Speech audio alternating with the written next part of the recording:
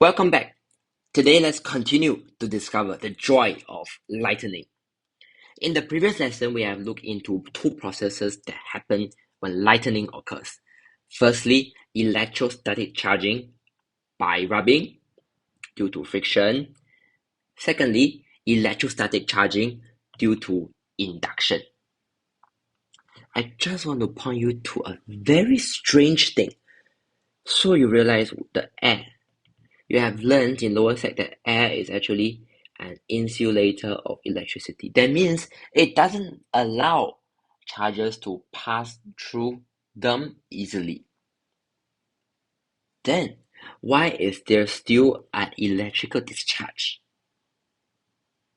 So now I will introduce to you to the concept of electric field.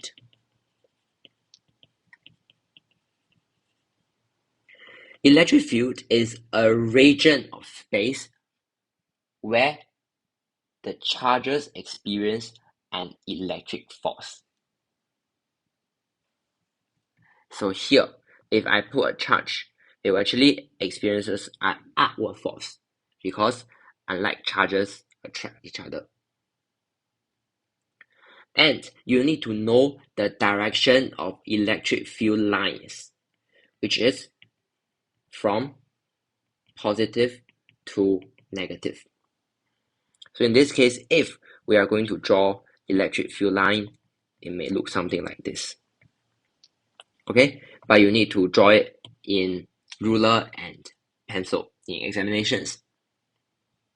So what's going on in this case is because the electric field is so strong that it ionizes the air. And we know from chemistry that there are two things that can conduct electricity: electrons as well as ions, which are free to move around. And that is why electrical discharge can happen. So, from a scientific perspective, lightning occurs, but from a realistic perspective, lightning can bring damage to the surrounding.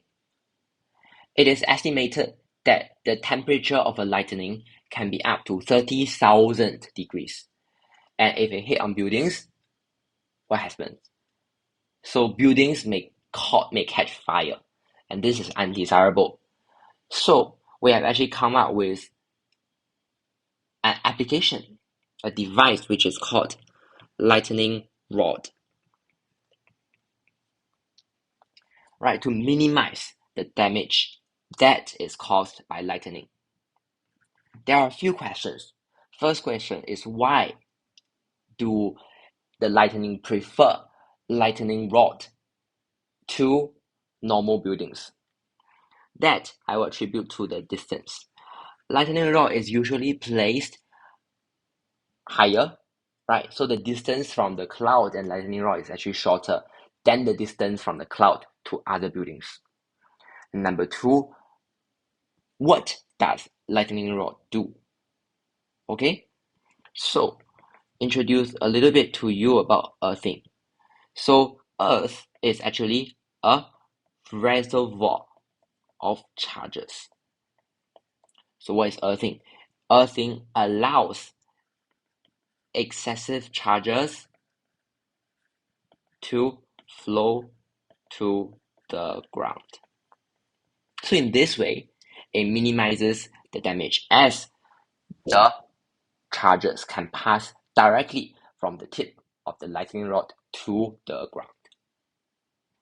Alright, give me one takeaway from today's learning in the comment section below. Have a nice weekend.